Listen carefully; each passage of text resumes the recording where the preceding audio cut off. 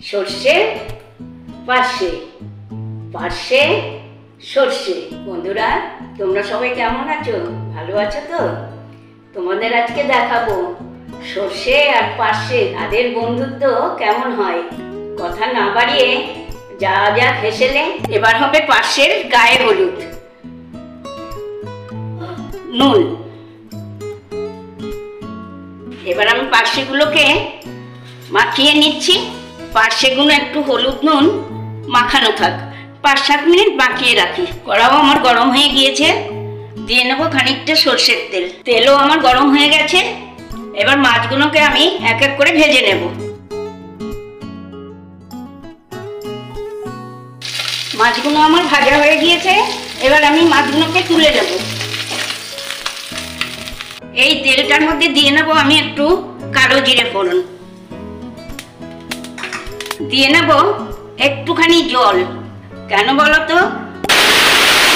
দিয়ে নেব পরিমাণ মতন হলুদ। এই তেলের মধ্যে দিয়ে নেব সাদা সর্ষে, আর দিয়েছি আমি তার মধ্যে 3টে কাঁচা লঙ্কা। দিয়ে নেব পরিমাণ মতন নুন।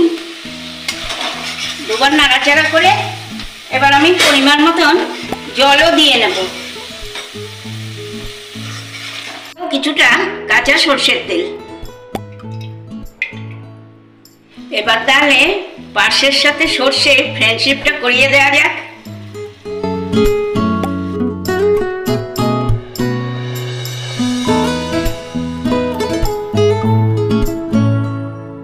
এবার দিয়ে দেবো কিছুটা ধনেপাতা কুচি।